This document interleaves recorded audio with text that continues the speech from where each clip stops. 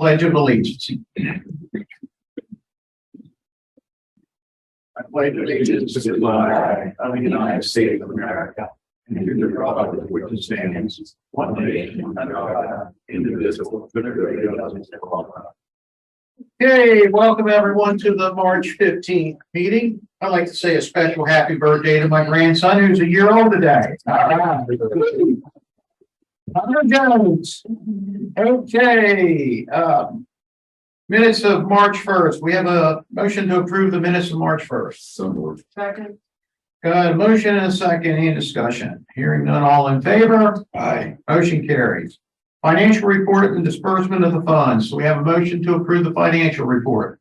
Got a Second. motion and a second. Any discussion? Hearing none, all in favor? Aye. Motion carries. Okay, a very good moment coming up. We're going to do the oath of office for a couple of our newest police officers. Chief, come on down. I'll come on down with you if I could. Good afternoon. I'd like to introduce you to our two newest officers. If I could have Matt Highland join me and Anthony McGonigal.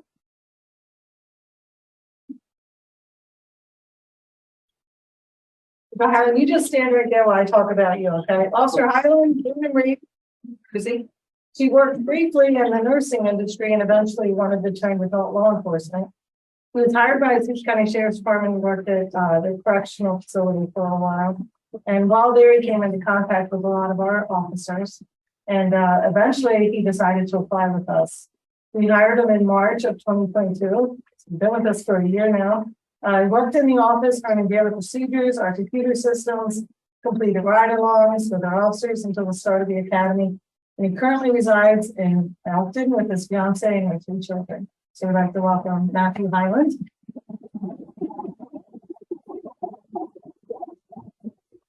And next to me, we have Anthony McGonigal. And Officer McGonigal was born and raised in Newark, Delaware. He graduated from St. Mark's High School. He attended West Virginia Wesleyan College, graduating in 2021 with a BA in criminal justice, minor in psychology. He worked various security positions in the summer at Delaware Beaches, and he was working for Delaware Moving and Storage when he applied with us.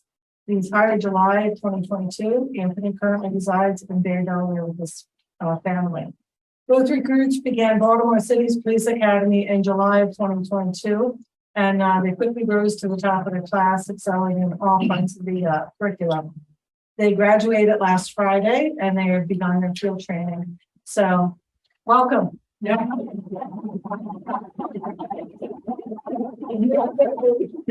All right, I'm going to swear you both in officially. If I could have you both together. All right, I'll get up here together and I want you, when I say your name, you both say a little closer. All right. Please raise your right hand. I say your name. Anthony McGonigal, Matthew Highland. Do swear and affirm Do swear and affirm that I support the Constitution of the United States, that I support the Constitution of the United States, that I will be faithful, and I will be faithful, bear true allegiance to the state of Maryland, bear true allegiance to the state of Maryland, and support the Constitution and support the Constitution thereof, and laws thereof, and that I will, and that I will, skill and judgment, to the best of my skill and judgment, diligently and faithfully, diligently and faithfully, without partiality and or prejudice, without partiality and or prejudice, execute the office of police officer execute the office of police officer according to the Constitution according to the Constitution and laws of the state. and laws of the state. Thank you, God.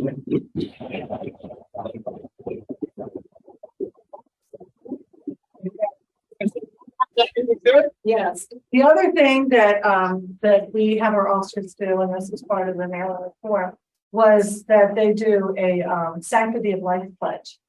And so we'd like to do that now. So if you would repeat after me, raise your right hand. I state your name. I, Anthony McGonigal. I, Matthew Highland. The undersigned certified police officer The undersigned certified police officer as defined by Public Safety Article 3201. as defined in Public Safety Article 3201. In accordance with my assigned duties According to my assigned duties my oath as a police officer my oath as a police officer and Maryland Public Safety Article Section and Maryland Public Safety Article Section 3-5246, 3-524C, do hereby recognize do hereby recognize that all life is precious that all life is precious and valuable, and valuable, and pledge and pledge that I will do my job ethically that I will do my job ethically to protect all persons. to protect all persons. All right. Well,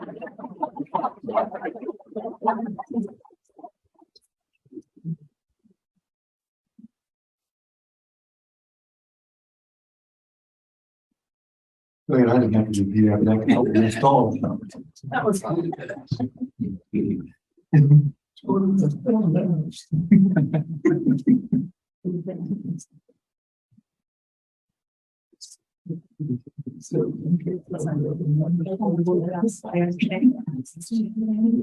The picture, or you want to just stand up there? Okay.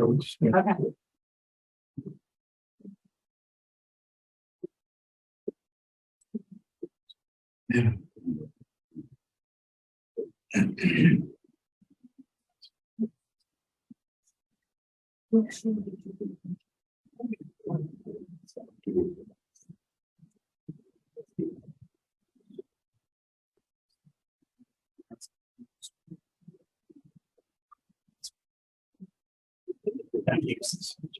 Thank you. Here, we're gonna get right here. We're gonna get one more photograph with everybody.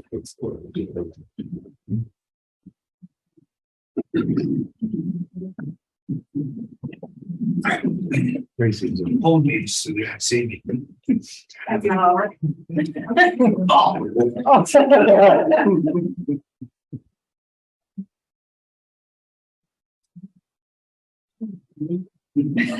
Thank you, guys. Thank you. Welcome, guys. Thank you.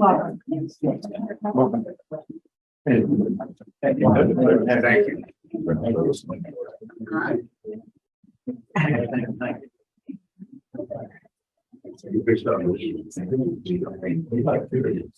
Did he? I know he did.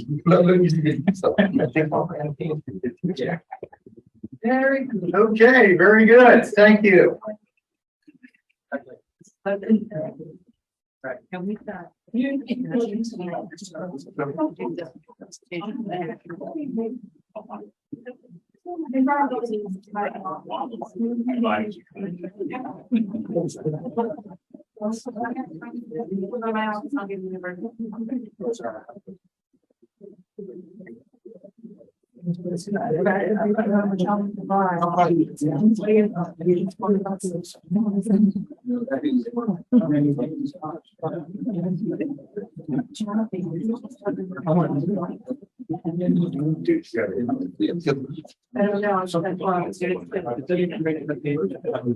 I'd like to invite, let's see.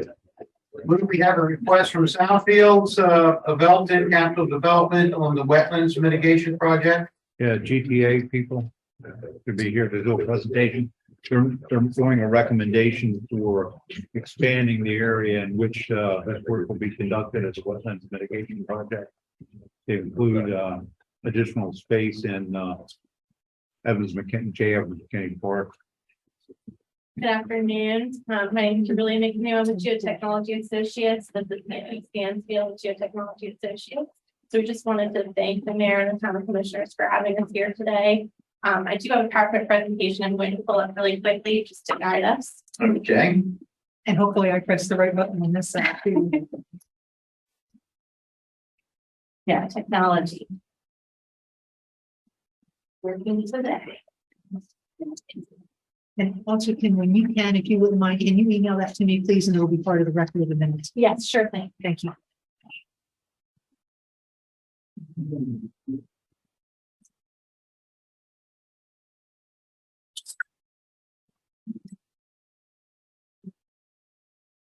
There we go. Okay, so as was mentioned, we're here to request construction access as part of the J. Evans McKinney Phase 2 wetland mitigation design as part of the parcel I for Southfields logistics vector. So I want to go over an overview of the access alternatives that we looked at as part of our design process. And then provide an overview of the preferred construction access option, and then give a approximate construction schedule of what we're expecting for the project. And if at any time you have any questions, please feel free, or if you want to wait till the end, that's also okay. Thank you.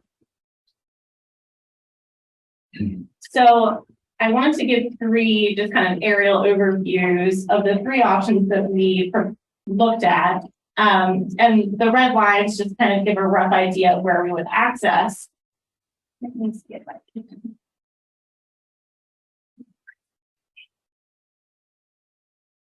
There we go. So the first one is on the left side. That's coming off of Delaware Avenue and Glen Mary Road. The top right corner is coming off of Red Hill Road. And then the bottom right corner is coming off of the J. Evans McNeese Park. So I'm going to go through each of these one by one. So this first option shows Glen Mary Road. The proposed access we looked at was within the town of Elkton park property. There's a large open gravel kind of lot that we could have used for a temporary stockpile and staging. And then there's existing trail that runs through the woods that was also looked at. What we ran into with this option is that Glen Mary Road is privately owned. And it would be nice to have an access option that's fully within town or county property. So this access was removed from consideration just because of the private property owner component.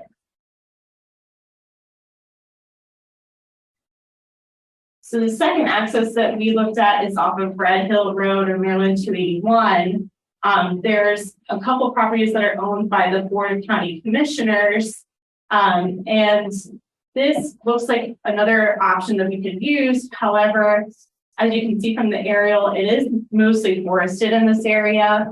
Construction access for this type of project requires about a 14-foot hauled road. So tree removal will be required as part of this option.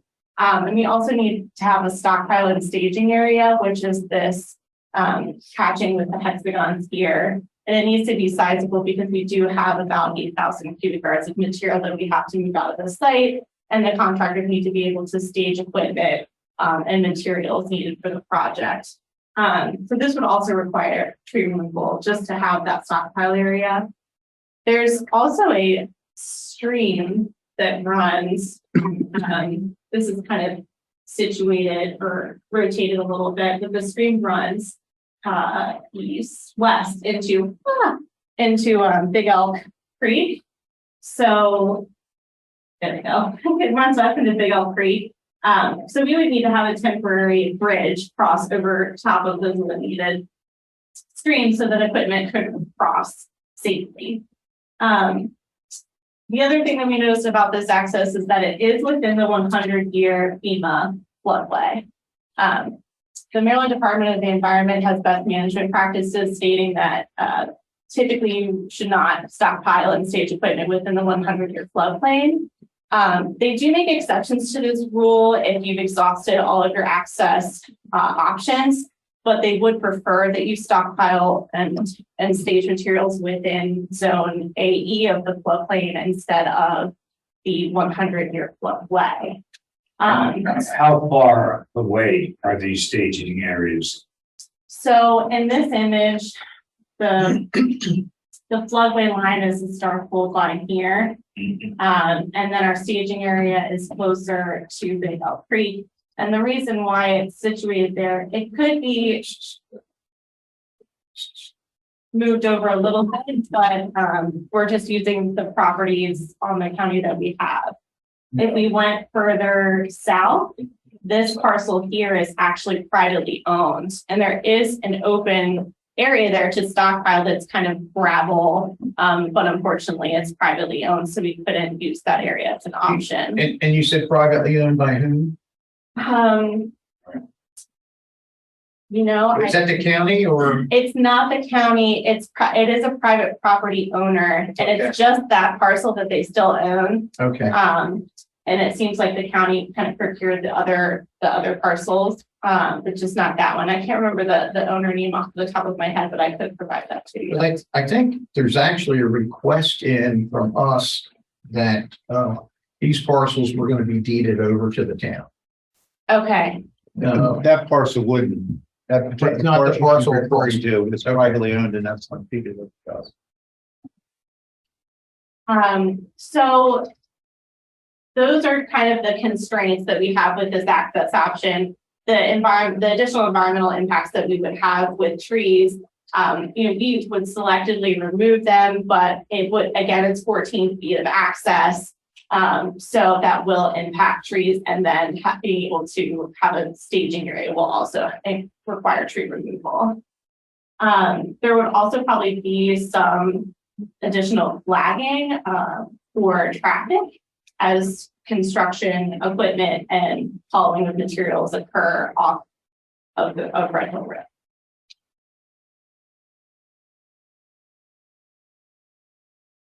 So I just wanted to provide just a couple of pictures of that access. We have it in the aerial view. This is the view looking directly in, like, south of Red Hill Road at the construction access point. There is an overhead utility wire that runs through there as well. So construction equipment deals with overhead utility all the time. It's just another constraint. They might have to drop the equipment off on Red Hill Road and then drive it in. Trucks would also just have to be very careful in driving in and out of the site to make sure that they don't hit the overhead wire. Understand. And then I just provided a picture of that stream that we talked about that would require a temporary bridge crossing.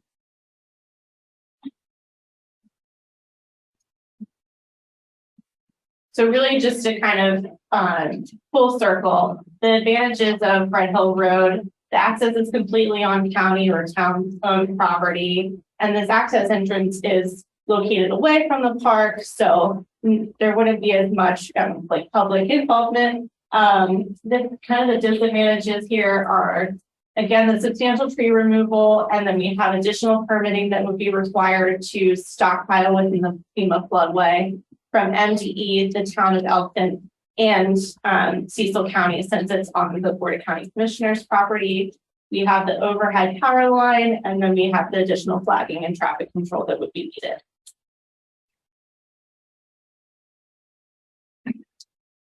So the JM's McKinney Park is the last access option I'm going to review, and this, in GTA professional opinion, is the preferred access option for construction of the wetlands.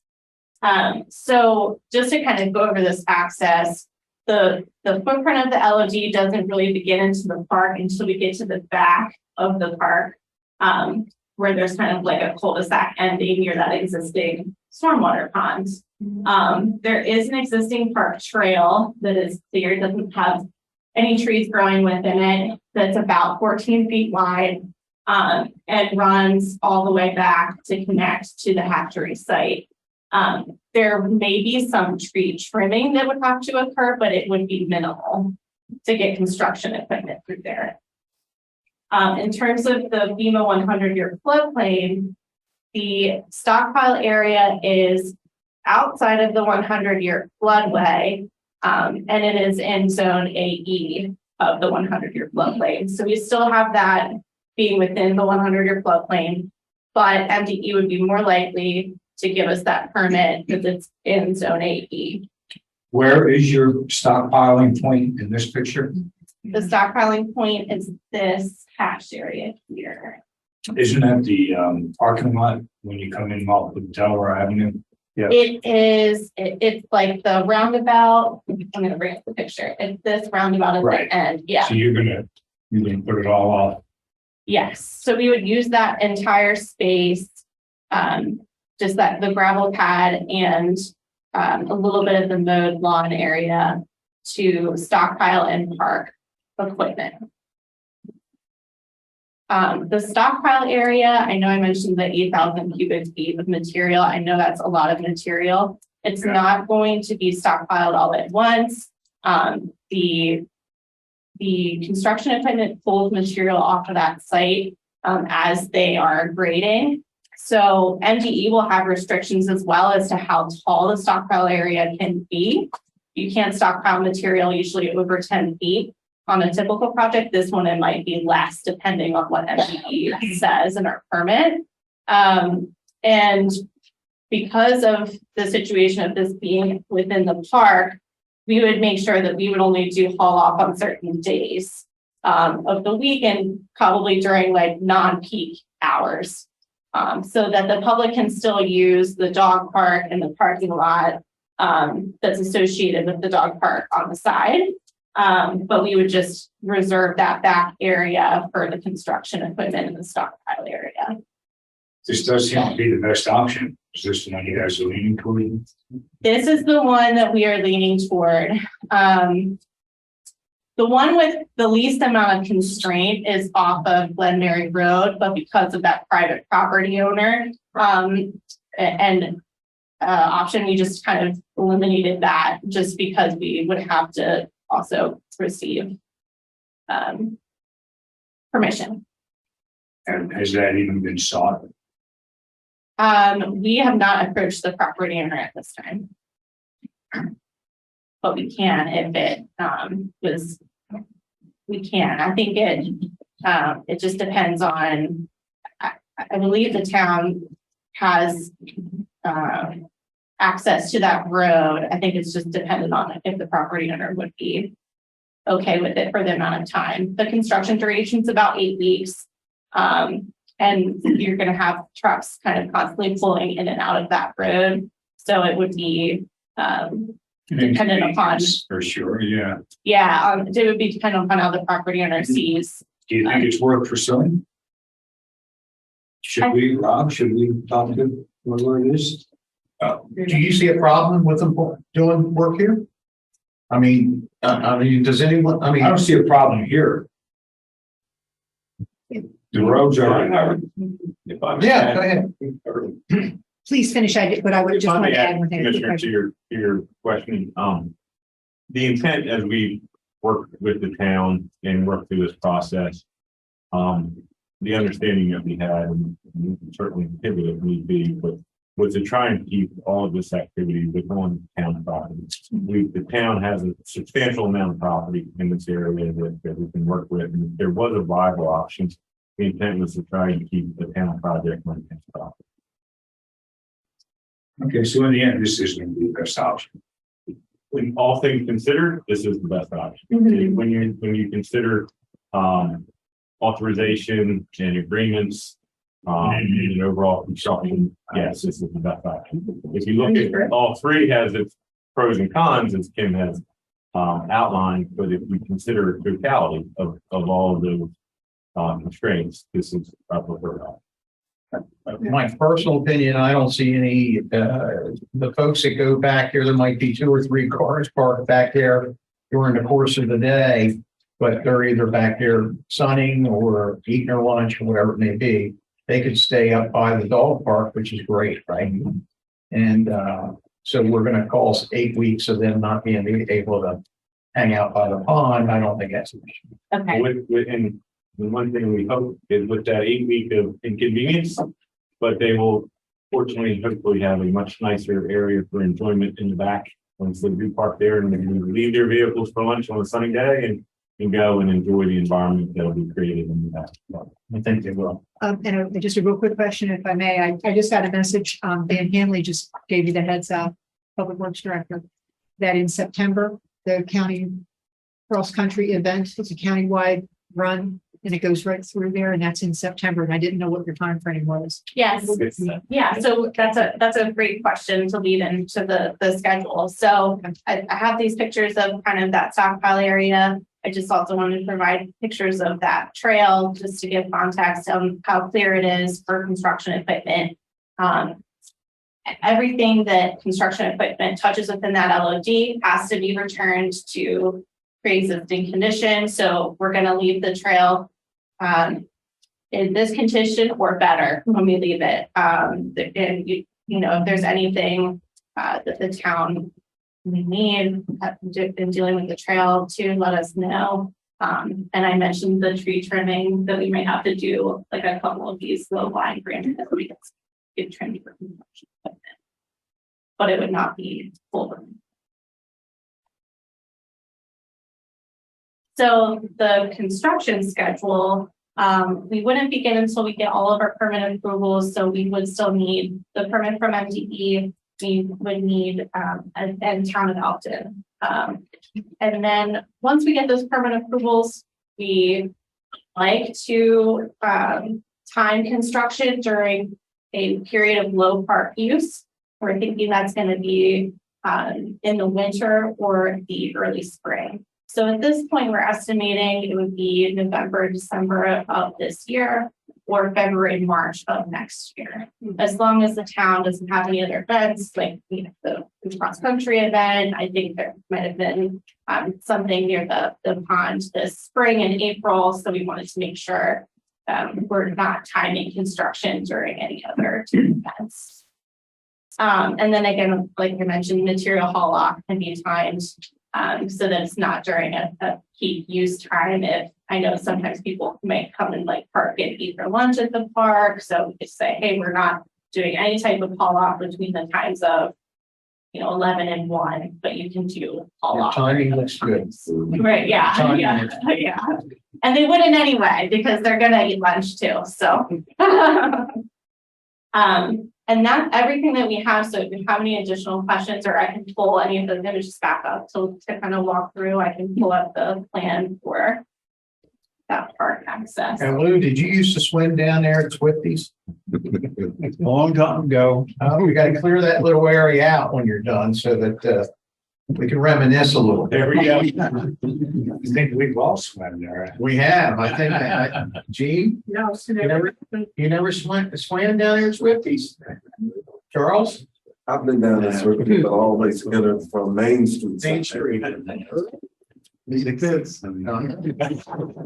I've heard many stories, my grandparents telling me that. Yeah. We always wonder exactly where it was, but I remember in high school, we came back, that was at Bohemian Manor, but if you go to your area where you're gonna drop the product and you go around the pond there and keep going, right there. Right there is where we called Swifties, the creek, up, straight up. Oh, this way. Yeah, right there. Oh, is it? That's, I think it's Swifties, right? Is that correct? That's Swifties right there. So I don't know, there used to be, there was one there, is that the right spot? Sam, you had to be in Swifties, right? Yeah, there was also a tree that the road was off. That's right. That's right. Well, Well, very good. Well, thank you so much for the present. Do you need anything from us at this point? We will need documentation from the town that this has been reviewed and is an acceptable means of access. Does anyone have any problems? I'm okay. No, I think it's the best way to go. I'm excited that the trails will probably be better. They will be better.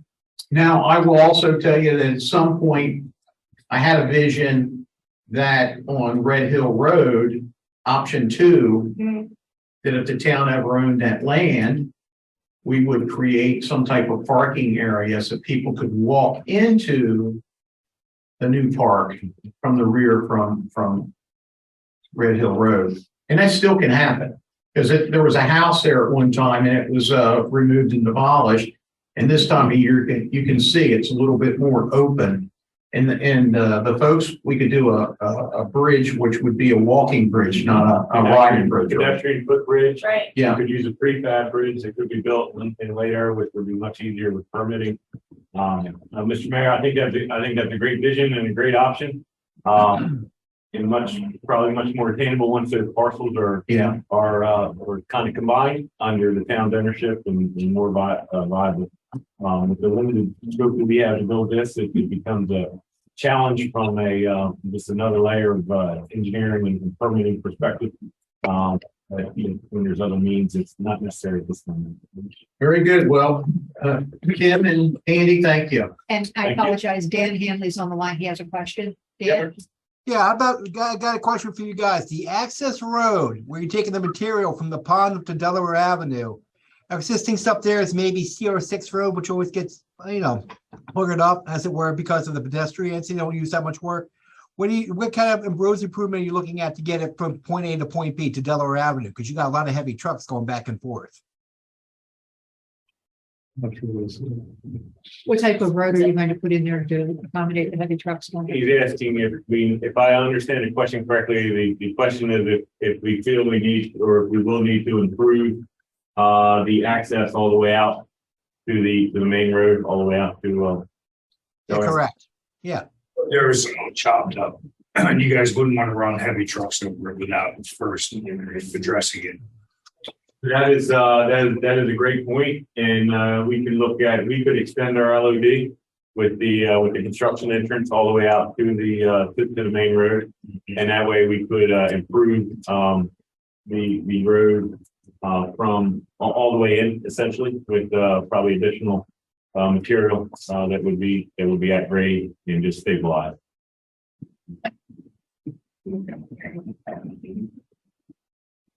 That is a great point, Tim. So one of the reasons why we stopped where we did. Yeah, so one of there's a dashed line on this plan here.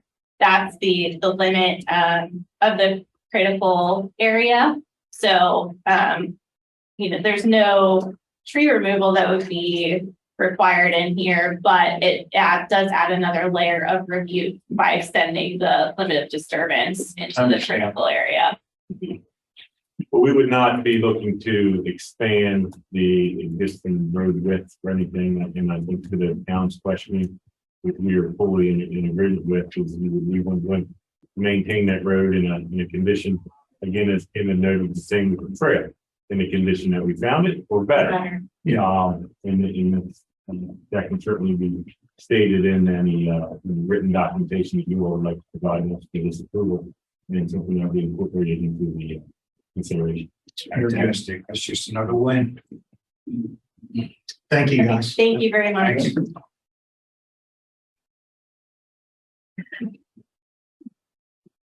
Thank you all. Okay, next up we have Fulton Bank. Come on down. How's the team doing? Great. Good afternoon, everybody. Doing pretty good, thanks. And I'm gonna hand out, I'm sorry, I don't have the notes, so I'm gonna have to ask a few people to share. thank you. You two can share. There we go. I'll share. We can share. This is gonna be, what we're presenting today. Thank you. So. Not yet. So we were, just to bring everyone up to date, we started a project with Fulton back in October, and we never really got the ball rolling like we should have, quite frankly. And I want to know what maybe the obstacles that we had trying to get from point A to point B were. And I also want to find out from our side, are we clear to go with the CRIM program or not, but I want you to give an overview of what the CRIM is to the rest of the board, if you could. Outstanding. Okay. Happy to do so. CRIM is an acronym for Cash Reserve Investment Management. Essentially what it is an account which allows you to set up assets that you have in excess working capital, essentially. And you put those assets to work through a number of different investment options for specific. So you can choose to either employ a money market sort of account, a CD sort of account, a government bond sort of account, or a commercial paper sort of account. So the maturities are all based off 2-year under type products. So they're intended for they're intended to be spent at a future point in time. They're not intended to be for a long-term investment management account. Though it can be. It's really at your discretion. You can also employ as you can see by the example that we shared, a number of the different options. So you can put it on one, you can put it, in a host of them, break it up any way you want. For our example today, what we're showing is a sample of investment options with maturities that have a maximum duration of 9 months split between US Treasuries, FDIC insured brokered CDs, short-term Treasury money market, which is one-day money market, and some commercial paper instruments. The account does have a fee associated with it for accounts with values in excess of $10 million. The fee to manage is 20 basis points for a year. Had you invested your money in this account just yesterday, the total yield would be approximately 5% with the 20.20 or 20 basis point fee for a total yield for the year of just about 4.81%. So what's great about the product is its chassis is comprised of three very specific items, liquidity being number one. So while you have these items in here, you're always going to have a measure of liquidity that's coming due on a laddered sort of basis. So if you wanted to shorten this duration down to 6 months, or shorten this duration down to 3 months, you can do that as well. And it's all predicated upon how it is and when it is that you need the money. Second to that is that you can plan it out right up front now, or if you did need it, you can sell these CDs on the open marketplace. Now, we understand the rate environment that we're in today is likely to continue to increase. Right. So in that environment, that might not be the best thing for you to do. But I just want to be transparent in how we manage this money for you. You have an account manager who's in direct contact with whomever you deem is the appropriate contact inside of the organization.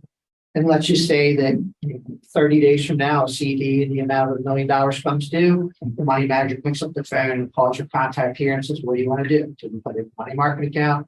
To reinvest it for another 30 days or another 9 months, or however you want to do it. It's entirely up to you. It's very flexible, but most importantly, it drives a higher than market rate of return for a common product. So that's leg number 2. Liquidity, better than market rate of return, and lastly, safety of principle. These products are designed with safety in mind.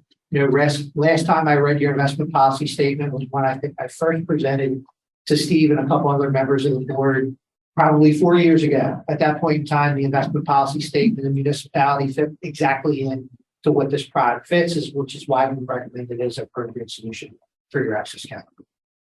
Happy to entertain any questions. And I should have had you both state your name for the record. So, Ms. Sal Brown. William Keatley.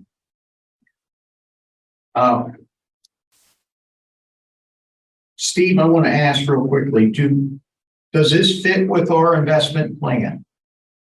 You had sent an email out and you mentioned that you weren't sure if it was with the charter.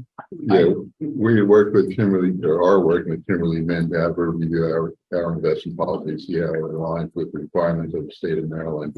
And we are due to have a sit down with her to go over some of the suggestions that she had in order to change the policy. While that was going on, the money was the ARPA. We're talking about the ARPA money here. That was based with a money market account, government yield money market account. I think it was called, what format was there. And at the time, that rate was actually better than what Maryland local government investment rate was. Then about 6 months into that, the actual Maryland local government investment pool rate actually exceeded the rate that we were getting with Fulton Bank. Not Crim, again, that one account with Fulton Bank. And just last month, the rate for the account with Fulton Bank was 1.21%, and today's rate with Maryland local government investment pool is 4.64%.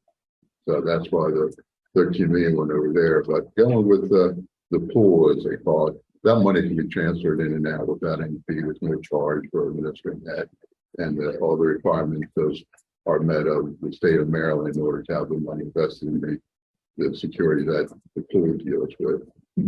At what point will we have an answer from Kimberly if there was any need? Well, she has. It's like with suggestions that she has shared with me and Lewis to have a kind of sit down and go over the suggestions and the tweaking of the language that we go with her suggested changes.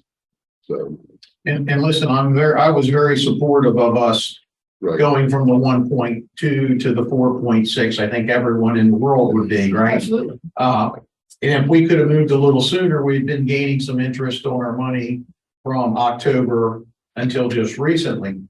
But I'm still looking at if we're able to do the CRIM and it looks like everything is equal, even though there could be a feedback, it still looks like it's currently it would be about a 0.20% better at the end of the day. And when you're talking that kind of money, it's a large amount, quite frankly. So is there anything from the board specifically about investments or questions when it comes to the CRIM? Okay, so I appreciate this sample investment record portfolio that you're sharing with us. And I guess I still feel bad because I can't give you an answer on anything yet, but I want to get an answer from Kimberly to find out what we have to tweak. Do you have, is there anything at Bolton, a daily number that's greater than the 1 point something at this point? Are you aware of, or you guys are specifically friendly? Well, no, nothing that's going to match the rate that you're getting out of Maryland for this at this point in time for Okay. 100% cash. Okay. We don't have anything close to that. Okay. Well, I'll get the answer from that side. I really do appreciate you coming in, and I want to apologize to you guys because I think that we should have moved or gave some type of answer to you a little bit quicker than we did. I've seen a lot of emails going back and forth, and I supportive of making the change for the amount of dollars, but also I think there should have been maybe a little more communication. Thanks. Okay, and so we'll bear with us, and we're going to still continue to see what we need to do here. All right. Thanks very much. Because my job is to try to get these, make our money safe and the best and highest interest. That's the way I feel. Okay. Thank you, guys. Thank you all very much. Thank Good night. you. Thank you. Thank you. All right, next up, we got a discussion with Davenport and Company. Anyone here? Or are they online? Online. and- Online. Hi, good afternoon. Good afternoon. I'm gonna put, if it's okay, I'm going to share a presentation if that's all right. Try and put that up now. So we invited Davenport and Company to talk about a long-range financial plan for the town. We've got a lot of people coming after us.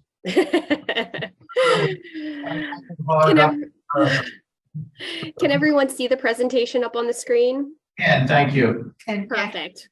they also have a presentation in front of them too. Great. Thank you so much. Well, good afternoon.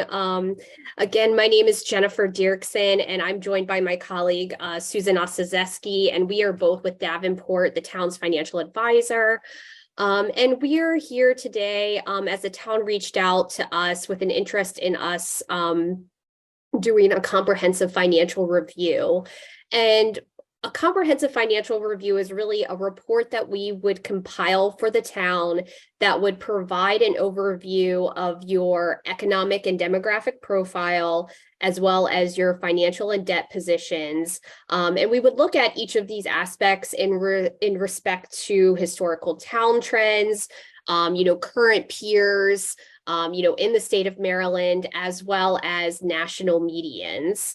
In addition, as part of this review, we could also develop an operating and capital model that the town could use for long-term planning purposes.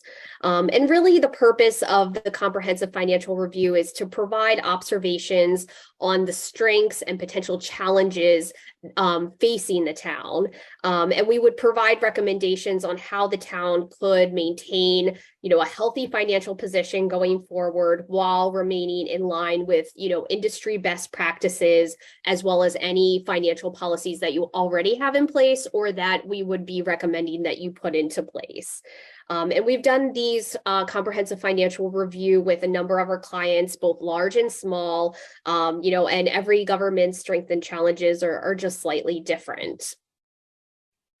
So on this next slide, this is just a little bit more about the comprehensive financial review.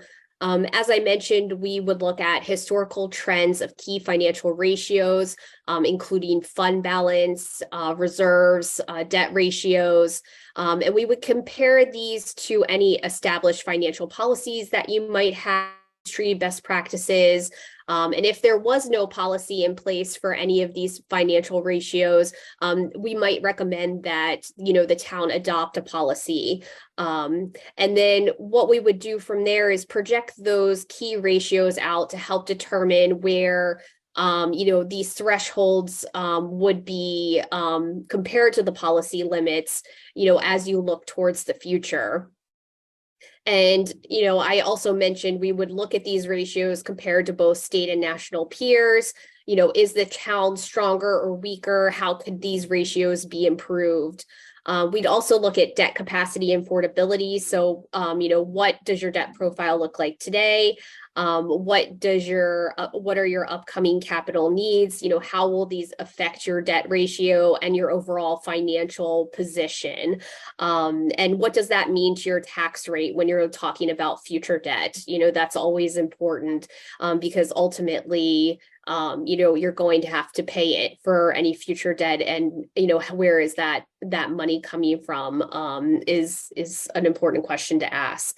In terms of recommendations, we would include any recommendations on how to address any identified challenges. If there was something specific sort of outside of these bullet points that the town wanted incorporated into the comprehensive financial review, we certainly could do that.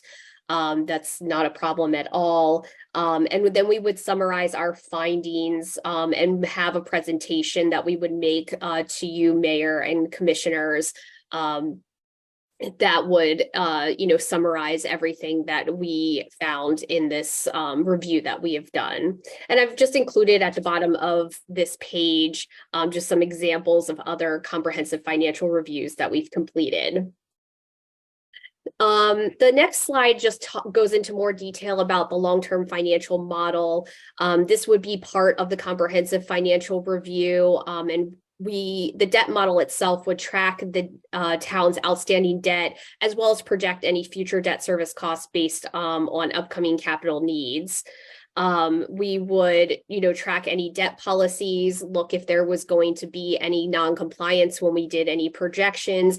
And if there was going to be any non-compliance with any policies, then we would recommend some potential adjustments that the town could consider so that you all could ensure that you remain in compliance with any policies or industry best practices.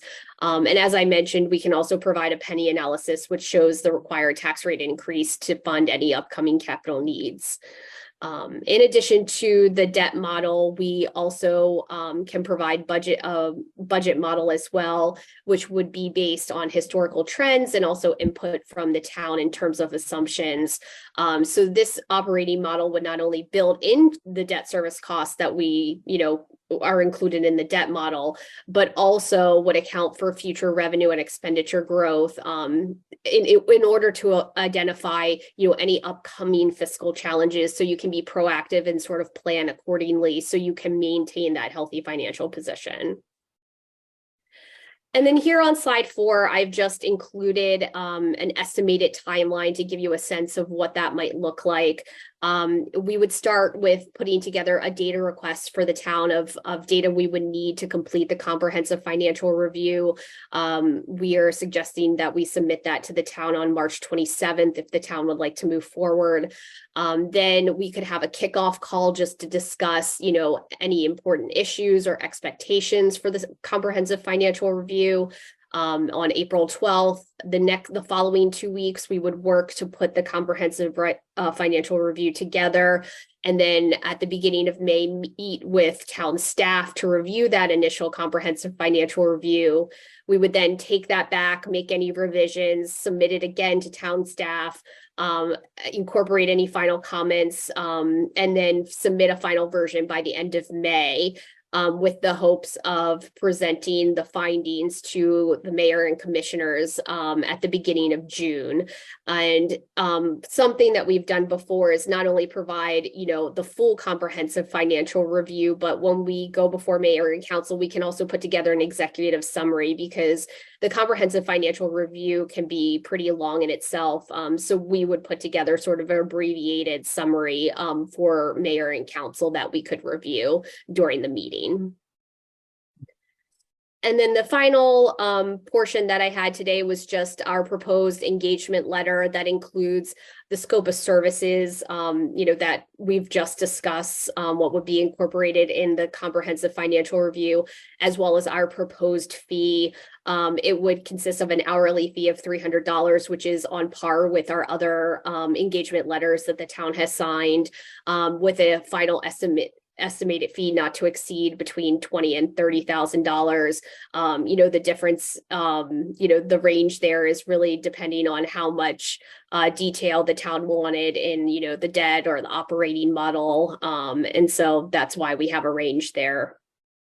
But that sort of covers everything that we had to present today, but would be happy to answer any questions that the town might have. Thank you, Jennifer. Board, do you have any questions in regards to this financial proposal? Lou, do you have any comments? No, pursuant to the mayor's, at the meeting, what was the last meeting, that we wanted to have Davenport do a long-range financial plan, and they're very competent people to perform that function, and I believe it might be in the best interest of the town to pursue it. I believe I agree with you, and we've got our town's ever changing, strategies are changing all the time. I think it's going to be a good tool for us to see in as the future years as we move forward. Is the board okay with moving forward? Yeah, how do we do it? We're going to discuss what we want them to put. Yes, so I think if we go ahead and move forward to say that we would accept the proposal as presented, then the week of March, the week of around April 12th, we meet with staff to talk about what we want to put in it. So we would have between now and April 12th to talk about everything, to talk about to start about the long range planning that we would have. Does that give us enough time? It does. Yeah, I think so. Lou, do you think it gives you enough time? We talk about the projects between it. Find out. I feel comfortable we can make it happen. So I'd like to have a motion to move forward with Davenport. So moved. We got a motion and a second. Any discussion? Hearing none, all in favor? Aye. While Davenport's online here, I want the board to understand, Davenport is our financial advisor for the Southfields project. In addition to this is separate. This plan is for the town specifically, but they are advisors for the special obligation bonds that are going to be issued and things of that nature for the Southfield project. Jennifer, we're still waiting for the feasibility plan. I see the sideline sports guys in the back of the audience here. Sounds good. We're here to review whenever you're ready. Yeah, a little birdie told me that the feasibility is done. In your inbox. It's in our inbox as we speak. So I think that Lou, you'll get that over to. I don't have it. It came in prior to just before the meeting. Oh, okay. It just came in right before the meeting. And Jennifer, we're going to get that over to you. Perfect. And we want to. Good. We want to get the ball rolling on that, and that's part of this whole master plan. We want to make sure that if we do these things that our townspeople feel very, very comfortable in us. No, that makes sense, and we look forward to working with you. And I guess once you receive the information from Sidelines, we can move forward with starting to work on the bond rating? Is that is that the direction we go? I'm not sure. I don't want to be confused. I'm here. We confused. need to be confused because Davenport is for the special obligation bonds for the infrastructure for Southfield. That's the $15 million. Okay, I'm a little confused. This is not the fixed rate bonds, revenue or general obligation. And we have it, Sports bond. That's a separate, But- all separate. but they're gonna, is Davenport receiving that information? Davenport for the Southfields. I believe that you all were going to send the feasibility report for the sports park once that was complete. And I think our thought was that we would review that and look at what the financial implications were. And then we'd sort of present, some debt affordability. I mean, I think it's all sort of ties into the comprehensive financial review. What is the amount there? What is going to be the impact to the town? So I think that would be a next step once we look at the feasibility study and are able to sort of dig into it. I think that's a good plan. We want to keep the ball moving forward. That sounds good to us. Okay. Okay. Well, thank you, everyone. We appreciate it. Thank you. Take care. Thank you. Lou, you were on. Okay, next item I have, since we're spending a lot of money here, is this is a proposal by Underwood. I think. I don't know if Underwood's here. Yes. Oh, okay, I'm sorry. And I apologize. How's everybody doing? Okay, separate. Underwood's here. Nope, I do see Underwood. Underwood Associates, hey, welcome. How's everybody doing? Doing great. Hold on. I'm so sorry. Give me just one quick second. We're gonna bear with us here a minute. Sure. It's myself, Chris, and Heather as well. Hello. So this is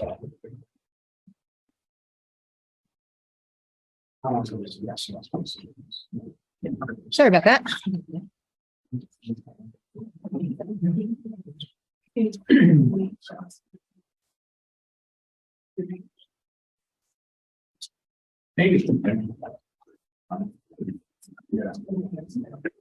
We good? Yeah.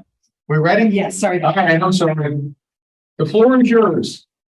Alrighty, so thanks for having us. I met you guys in person last time we presented the kind of idea of a concept, and we have since developed a concept and worked with some folks from your shop to get it moving forward and start to test the waters with some funding agencies, but also start to gear up to make this a reality.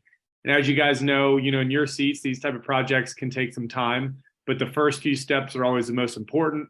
And that allows us to run as quickly as we can to not make it be a 5-10 year process, but a 1-2 year process is always our goal, is to really be as efficient as we can on these larger scale projects.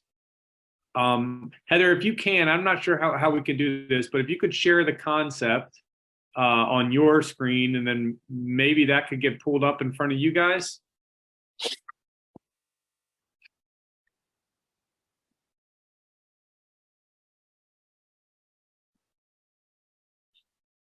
We got it. All right. And is there, let me see, click to your next slide there, Heather, or your next page.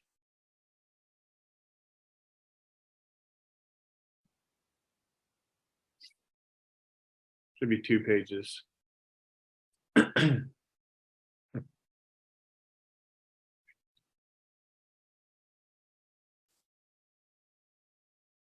Well, anyways, I can start with this one. The other one's a little bit more drastic, which I like to show, but. Sorry, I'm sorry. I only have the one, Chris. The other one's not coming up, so. Okay, I that's couldn't fine. unmute. I apologize. If you can, I'll walk through this one, but you can try and pull the second page up while we're speaking. But so basically the whole idea here, and you guys, have lived it and are living it, and we were brought in for a specific reason. And while we do water quality projects and we create park and recreational spaces in that, you guys have a real issue, and that real issue is flooding. And it's not play around flooding, it's real flooding, it's drastic flooding, it's public health concern flooding. And it's something that we're really interested in being involved with, not simply to fix that problem, because there's a lot of folks that can propose solutions that would help fix that problem. But more importantly, to do it in a way that the town can be proud of, and the town can be excited about, and the town can bring people to that space. So the flood control project is not just a flood control project, it's inherently a park and recreational space. It's a way to uplift your current park spaces and make them more exciting and more interesting to be at.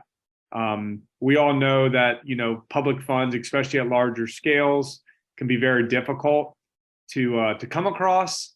One way we've been successful in uplifting community spaces is by these coastal resiliency, climate resiliency, water quality projects.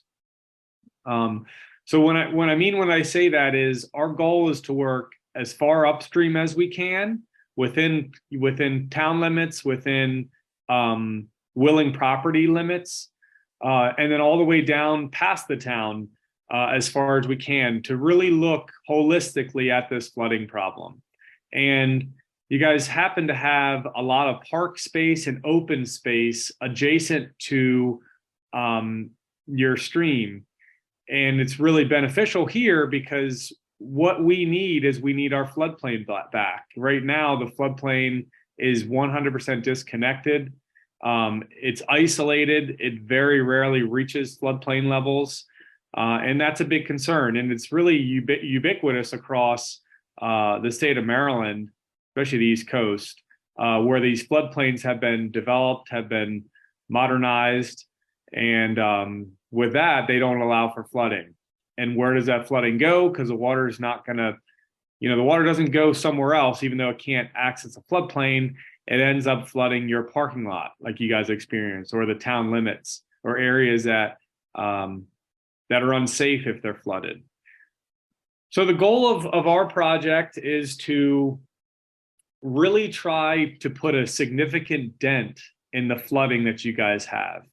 And with that dent, we're going to do it in a nature-based way for two reasons. First reason, because it's the most resilient way to do it. These solutions, these nature-based solutions, are proven to last longer than conventional engineering. And the main reason for that is that during those large storm events, those 100-year storm events, the project itself becomes passive. It floods, it goes underwater. It doesn't try and fight those storm events, especially in a system like this. And secondly, more than just longevity of the project, is it opens you up to a pot of money, or a few different types of pots of money, as this will be a larger project, that aren't easily accessible through just conventional engineering.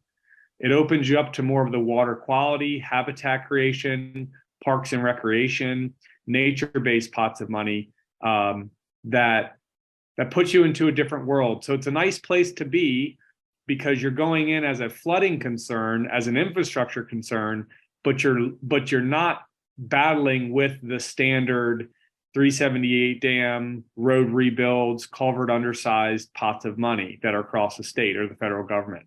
You're more so going into the water quality, habitat creation, improvement pots of money, which you will be really not one of a kind, because I'm going to show you a few other projects that we're working on in some other jurisdictions to show you that you guys aren't the only ones doing these type of work, but certainly one of a few.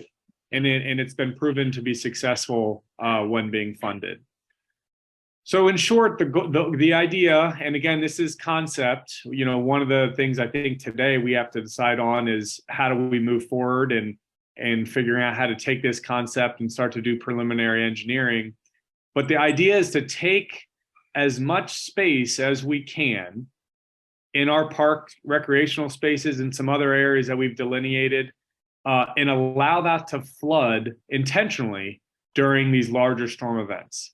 And if we can knock those floodwaters down in 5 or 6 different spots, we're going to drastically be able to reduce the amount of flooding that gets to the town limits when those large storm events come. And remember that those areas that are intentionally flooded, those aren't just throwaway areas. Those aren't areas that we're going to put black vinyl fences around, that we're going to say off limits, no trespassing. Those are areas that we're going to improve and highlight as new parks, amenities for the town, places for the town to get excited about, to bring people to and do ribbon cuttings at and things like that. So I wanted to make sure that was well understood, at least in our plan and vision of this moving forward. And feel free to ask away. I'm just kind of going. If you guys have any questions. Heather, if you don't mind, could you click to the Lily Run, unless you were able to pull the second page. I'm not sure if you were, but if you can't, then pull up the Lily Run concept. I do have a question. Yeah. It's Chris, right? Yes. Yep. Chris, you and I walked the creek together, and I explained to you how the cars in the parking lot out back go completely underwater. You're familiar with the scope of our flooding. When you say you would like to put a dent in it, do you have any way of projecting what type of a dent you might make? Can you prevent the water from reaching the parking lot at all? I mean, can you even speculate on that at this point in time? We can't. Well, one thing I can say for sure is that we will put a dent in it. And that's why I use that term, because right now at this concept level, I can't guarantee either way. But what I do know is that these projects, if we were to go out and build something tomorrow with zero engineering behind it, have proven to severely extend the time of concentration of these storm events. Meaning, instead of the water coming out like a fire hose, the water comes out leaking out of a straw. And when we do that and we flood massive amount of acres upland, we will guarantee lower that flooding event down in the parking lot. Now, with that being said, the next step is to go through engineering requirements, parameters with regards to roadways, elevations, to really see how much we can impact that flooding.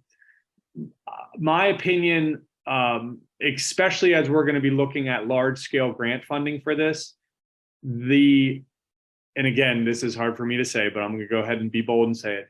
There will be a drastic change in those large flooding events down in that parking lot. It's something that just has to be worked through, something that we have to better understand. But with our projects and the way they function, and at the amount of space that you guys have available, which is, one thing is how much space are we allowed to take? What are maybe future plans we have to talk about that I'm not necessarily aware of right now? And all that kind of gets averaged into our plan moving forward. And then that flood level line becomes more known. The last thing I'll say with regards to that is we will for sure be able to also provide exact flooding levels based on design parameters. So as we get into this a few months and do all of our analytics and start to propose concept tweaks and different levels of cost and reward, we're going to be able to balance no water at all ever again in the parking lot, water in the parking lot during those 100-year storms, those storms that are very large and only happen frequently, and then all the way down to a less invasive approach, but more flooding, but less than there is now in the smaller storm events. Chris, I have both. Which did you prefer, Lily Run or the second page of the other? Let's go to the second page of Elkton. Did that answer your question there? Oh, somewhat. Yeah, I know it's a hard question to answer. It's really hard because there's a lot, as I'm speaking with our engineers about this project as we're doing the concept, there's a lot of unknowns with regards to road culverts and a lot of things that are kind of outside the nature-based approach. But these projects across the state, across the East Coast, and even we're taking them, across country borders, are being utilized to reduce flooding impacts for their scientifically proven time of concentration reductions. It makes sense. And if you can see it in this graphic very well, all of those areas that are outside of kind of that single thread channel, none of those areas get wet at base flow, get wet on small storm events. Some of them might get a little wet during those larger storm events, and I'm sure they have. I think actually some folks had mentioned that one park had. But they certainly don't during normal storm events. And you can see the amount of acreage that we would be flooding during those storm events, which would definitely make an impact. So I wanted to show you this. This concept, we do our concepts for two reasons. One, to show you guys, the property owners or the folks that we're hoping to partner with, the idea of the scale of which we would pursue moving in. I'm sure there are certain things here that people could pick out and say, that's not an option or this or that. But the idea is to really show scale. And that's to show that we're serious about this. You guys have a serious flooding problem. And in order to get to that point of actually reducing flooding events, we have to do some drastic changes and some drastic modifications to the landscape, because the landscape has been so modified historically. But with that being said, all the areas that you see, and I'm gonna kind of flip to some pictures. Heather, I forgot to ask you to pull this up, but at some point also pull up a little bit of Water Street, some of the aerial views to show just a change in landscape there. But what this does is it shows mixed use, and it's hard to see from the bird's eye, but the plan is to have ball fields through here. And you can kind of see it down where the baseball fields are now, but to have conventional park space where you can run and throw a ball with your dog or go for a walk. Then there'll be far more detailed and extravagant wetland features where people can do nature hikes and bird watching and more natural ways of enjoying space. But the idea is to balance conventional park space with nature-based in this solution. So if you could pull over to the Lily Run concept, I wanted to share with this concept, and it's a few pages as well. But the reason why I want to show you Lily Run, it's over in Havre de Grace. And we've done a lot. It's actually, Havre de Grace is the town that kind of brought us up north. It's how we first met you guys. But Havre de Grace has a significant flooding issue like you guys do. And theirs is more broken down into residential flooding. Their Lily Run that runs right through Havre de Grace has been manipulated more than any other stream system we've ever been a part of. And through a lot, years and years and years, I'm talking 30 years worth of engineering documents and the city trying to figure out what to do with their flooding issue. Just 2 years ago, we proposed, which all of them came up short. We could never figure out, or other folks could never figure out how to really put a dent in this flooding problem that we had. So 2 years ago, after we did a lot of other nature-based work for the city, they brought us to Lily Run, and we pulled together our kind of nature-based brains with some conventional engineering folks. And we've provided not just this concept, but a plan set that's currently in for MDE and Army Corps review that will ultimately get constructed. And this, to answer your question, we went in with the concept the same way of, we can't guarantee what the flooding will do, but once we start to do our engineering and our analysis, we're gonna be able to see. And this one has proven to drastically reduce flooding during storm events. It's mixed with some conventional upgrades, taking out undersized culverts, putting in some bridges. But it's really going, and Heather, you can click to the next page if you have kind of 2 or 3. The one for Lily Run. It's really doing a good job of expanding the floodplain where we can, and really uplifting the community in these certain spaces where they've allowed. So you can see how much tighter we are than you guys. We're really working within the city, and you guys have the luxury of having your uplands, where your water's coming from, mainly undeveloped other than park spaces. So, that's within the city limits of Havre de Grace. That's currently in for permit, and we have construction funding out for grant awards right now. And then Heather, lastly, and I think I may have, some of you folks have already walked it, and I think I may have shown you a little bit, but I do also want to share again, Water Street. I don't know, Heather, if you were able to pull those up. But just to show you the level of drastic change that we're talking about. This project, and I'm using this one just because it's up your way, and maybe if you haven't been there, you can have a chance to go over. But we want to show you the before and after of this Tidewater work of showing you, that's before, that's Tidewater Grill, that's the landscape, that's after. This project was 100% funded. It was a true landscape rebuild. We had folks coming down afterwards when the project was completed, basically in tears saying, we never thought that the landscape could change this much.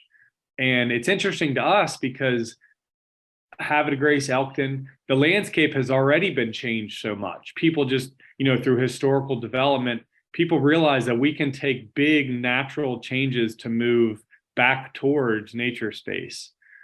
In this project, that kind of shows it at scale with the Amtrak going over top of it. They are large scale projects. They're really landscape rebuilds. And when you do that, you end up with the enjoyment of a park and recreational space throughout your stormwater or climate resiliency project. So I think I'll end on that. I guess the bullet point there's 2 bullet points that I know that I needed to make. One is with regards to, I think one of your guys' issues is you guys oftentimes have shutdowns because of at your surface water treatment plant due to turbid water. That's something that we have high up in our design criteria to make sure that we look at that specifically. But what I do know, and we can share some documentation, I can't remember if I have already, so Heather, do share if we can, is the Smithsonian Environmental Research Center. We partnered on a project with them to better understand how well these type of projects reduce nitrogen and phosphorus and sediment in this instance. And there actually is a new report that just came out a few weeks ago that did the same study over a swath of these nature-based projects. And the modeling for these projects predicts about a 50% reduction in sediment, and our as-built, as studied by the Smithsonian, was reducing around 75% of the sediment from the water column per that project. And then this most recent science document showed about the same, a little bit over 75% sediment reduction. So while we don't totally know, again, similar to the flooding, because we're at a concept stage and we haven't dove into the realities of really designing and permitting this thing, we do know that the basis and the principles of these nature-based projects 100% put a large-scale reduction on sediment, which would drastically help you guys at your treatment plant. And then lastly, with regards to cost of these things, these projects, they're critical infrastructure projects. They're very expensive. The project that we just looked at Havre de Grace came in around $8 million. The one at Lily Run, it's coming in around $6 million. They're large scale. Well, I guess when you think about roadways and buildings, it's not that expensive. But in the world of water quality projects or kind of habitat or parks projects, they're on the higher side. But the best way to get that ball moving, to go after 100% grant funding, is to encumber the design, because the DNR, the federal government, NIFWIF, they're going to ask the same questions you guys have asked. How much is this thing really going to work? And we can't answer those questions until we have started the ball rolling down the hill with the design. So just like in Havre de Grace, just like in Perryville, in other parts of the northern parts of the Bay that we've been working in recently, I mean, same as the southern part of Bay, we've just been there for years. The model has been the local governments figure out how to pay for the initial design, and then myself, Heather, and our team, in partnership with you guys, go after the full amount of construction. And I guess I'll end on Water Street. City of Havre de Grace spent around 250,000 on design, about 50,000 on some other extras. So around 300,000 totals. And they got around $8 million in grant awarded restoration efforts there.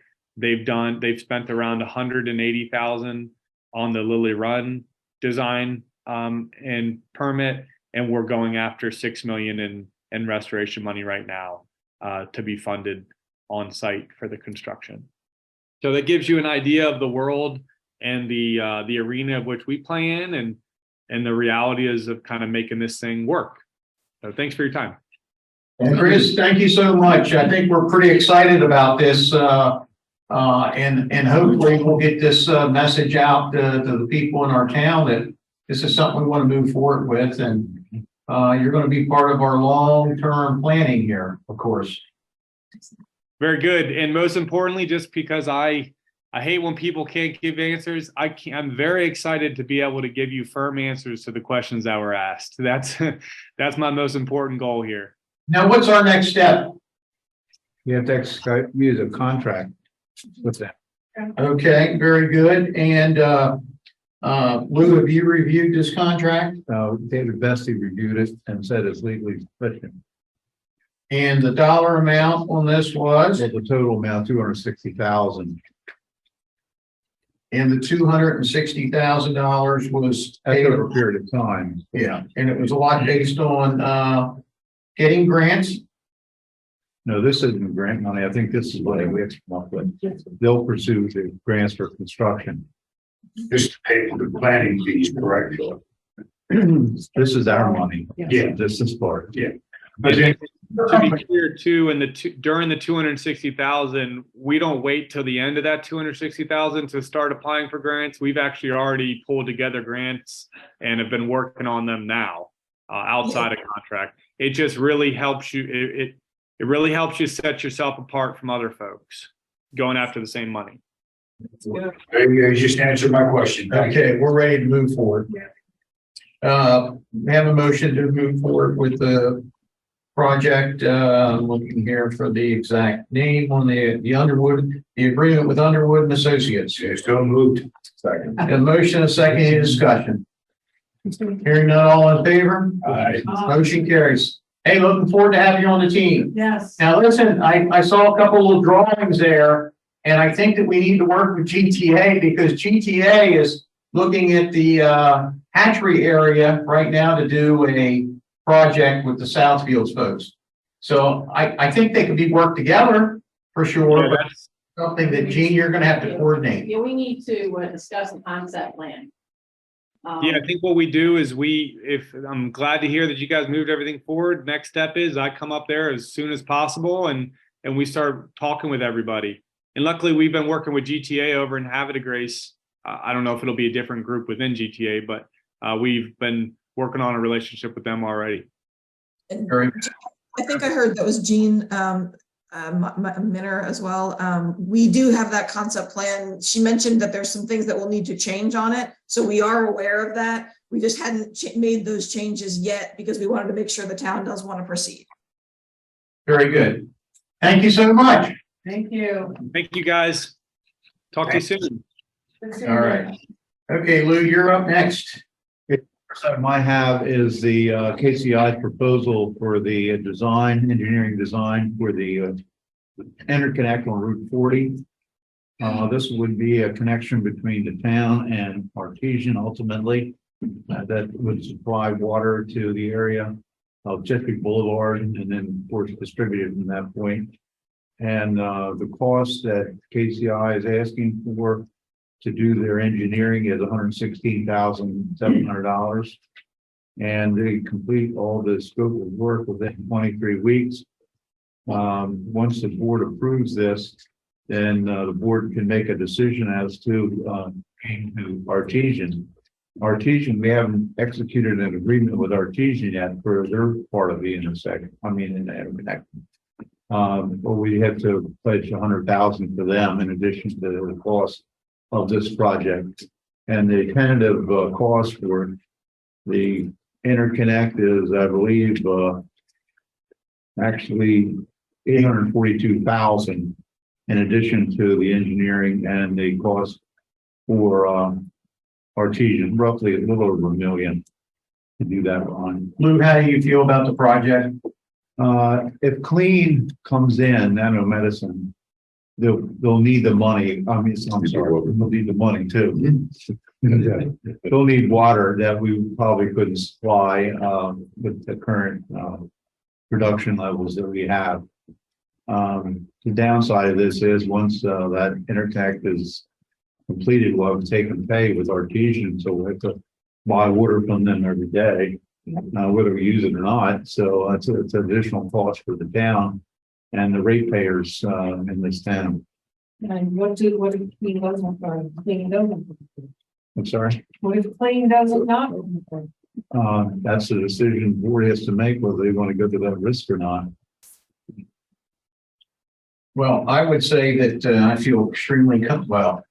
Everything I've seen coming from Clean, they are 100% moving forward with everything they're doing. Is there any reason to doubt anything, Gene, there?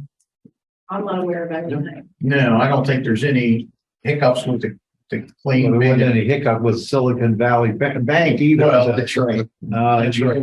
I don't like that correlation, but the fact is that unknowns do exist and there is risk. There is risk. And I would also say that I was never a fan sitting out in the audience or being a town resident when we did the first interconnect with Artesian. I know we had a couple board members here, but quite frankly, I think that was one of the very smart moves that the town has done. And I think that there's been so many times, I think about the reservoir when our pumps went out, that we needed to have that connection with Artesian. So the second connection, you know, I still worry about these PFAs. At some point, we may have to pool all stream water, or maybe all from different wells. If you can't clean that up ourselves. The PFAS issue is being addressed by KCI now with the redesign or upgrade of well 3. We'll probably use a granulated activated carbon filtration system to remove that from that water, because that's our largest well in groundwater. And we're having a little bit of hiccup with well 2. Yeah, well 2 is an issue. It's not PFAS, it's iron and magnesium there. So I don't think that it would hurt to go ahead and move forward with the engineering. That doesn't mean that we're going to move forward. This is the design. Yeah, it doesn't mean that we're going to move forward with the connection fee, but the connection, unless it's upon our terms, which I think we probably should. And I think what Lewis stated is correct, that we'd have to buy water from them, but it's not water that we don't use. We just produce less. We produce less. Yeah. We produce less, but when we buy water from them, it's water that's being used. So I would make a motion that we move forward with a proposal with KCI to move forward with the second With the design? with the design. They're just doing the engineering, so that's all. It's the design is 116,700 as stated, including bid documents and things. So we got a motion. Do we have a second? Second.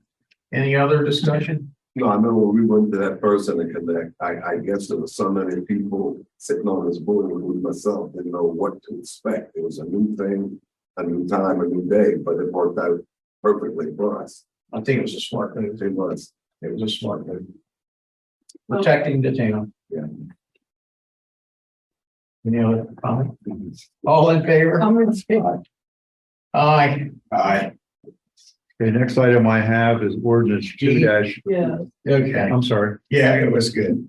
All in favor? Aye. All right. All right, next, Lou. Next item I have, the town currently has an ordinances that regulates alarm devices in town. And Singley Fire Company has recommended that in addition to the police department receiving false alarms and the town's enforcement of that ordinance, that the fire company be added. And I conclusively agree that the fire company should be involved in any false alarms that are activated by devices in this town. And that, the fire, Singley Fire Company is added throughout this, ordinance in addition to the police department, and I would recommend that the board accept ordinance 2-2023 for introduction purposes. We have a motion to accept ordinance 2-2023 false alarms presented for introduction purposes. A motion? Second. And a second. Any discussion on this? Hearing none, all in favor? I think there's car company people here that might, agree to that acceptance. Is that correct? Yep, absolutely. All right, very good. Okay, anything else, Lou? That's it. Okay, I got two things real quickly. I'd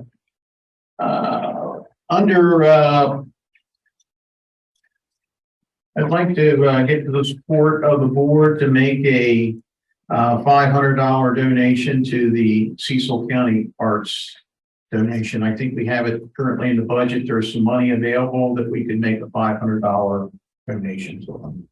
That's almost in the past. The Cecil Arts. Oh, Right. Who is it? Cecil County Arts Council. You guys good with that? All in favor, motion? So moved. Second. Second, any discussion? Hearing none, all in favor? Aye. Motion carries. Thank you. I'd like to make an appointment to the Planning Commission. I'd like to appoint Mr. Ray Pulaski to the term of April 1st, 2023 through March 31st, 2028. Ray lives at 524 Highland Drive in Kensington Courts. He's also a chiropractor and he's lived in the town of Elkton for many, many, many, many years.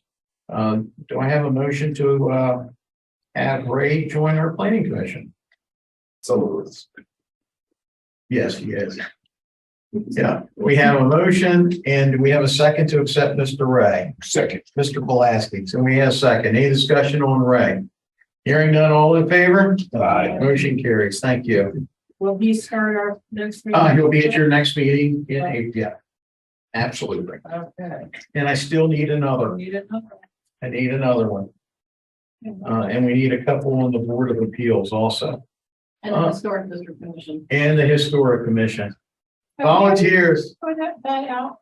Yeah, it's out. It's out on, Looking for volunteers. okay, I don't have anything else, Jean. No, I wanted to thank Dan for moving forward with the hospital and High Street. Glad to see that the communication has already started. So thank you for that. Sure. You're welcome.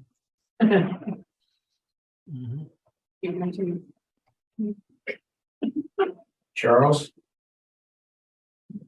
we had a new officer sworn in, and that was good. And Gene and I, we both were talking. And basically, we remember how dense the police force was. Nothing. You knew everybody. You saw them around town. You could identify them basically by name. But now it seems as though that number has increased, which is good for the EPD, that there are numbers that we don't know. But she was saying, and I agree, is there some type of way that you could email us a picture or maybe the name or something so we can have some identification with them as being a board member? I don't know what you can come up with, but there's been a lot of people that come on and actually we don't know, and I don't know. What can you do for it? Yeah, there's a lot of movement over in the police department. I got people retiring and Right. I got movements coming on. Or just think of something maybe we Yeah, I know now. Do you guys have access to Paycor? Because I know that that Andy's been putting them in there with their name and the photo of them. if Paycor satisfies, then that's fine, doesn't it? I don't know. Well, you would have to have access to a boarders commissioner. I can definitely put photos for all employees in there.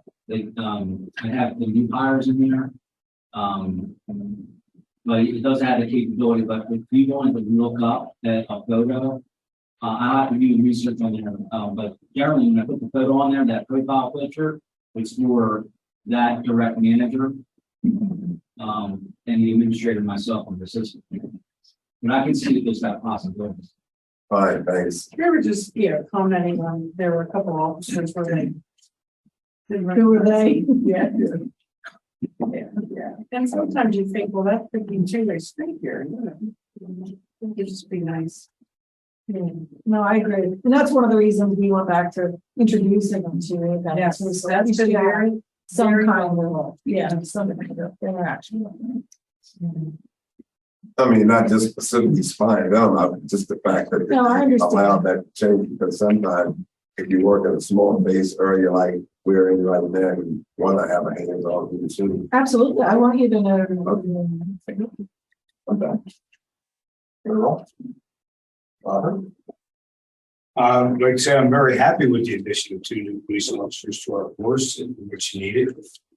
I will do a follow-up with PNC Bank to see if we can't get them on board with the ERP. They assured me last time I was in there that they were going to respond by the end of the day, so I'll do a follow-up on that. On a personal note, I've been invited to be the principal for the day on March 31st at Thompson Estates Elementary. And the very next day will be the comedy roast. This is the last meeting before that. I would encourage everybody to come. This is going to be a very funny roast this year. And that's all I have. I would also say on March 31st is the Elkton Little League Parade for everyone here at 6 o'clock. And Gene, they did call me, and I'm glad that Rob mentioned March 31st, is that they would like to see your husband there. If he's capable of making it. Yeah. I got a wheelbarrow. We can wheelbarrow him out there. So if he's up to it, they said they'd love to see him. And what time is that? 6 o'clock. And they're gonna host the events on the girls' field this year. A little smaller, but a little tighter on the ladies' fields. Okay, this is the time of the meeting. We open up the floor for anyone from the public has anything to say for the good of the town. Anyone on social media that would like to say anything for the good of the town? Seeing none, I'd like to say that we're going to have a closed meeting. I'd like to have, we're going to meet with personnel, with the HR director. Andy, who would you like to have? Who's supposed to be in the room? My suggestion is the board and town administrator, please. Okay, so you and the town administrator and us and the 5 board members. Yes, please. Okay, very good. That'll be what it is. Do I have a motion to have a closed meeting to discuss discuss? She has to be here. And Michelle will be here. Closed meeting. To discuss about the policies. So moved. We have a motion and a second. Any discussion? Hearing none, all in favor. We will not reconvene.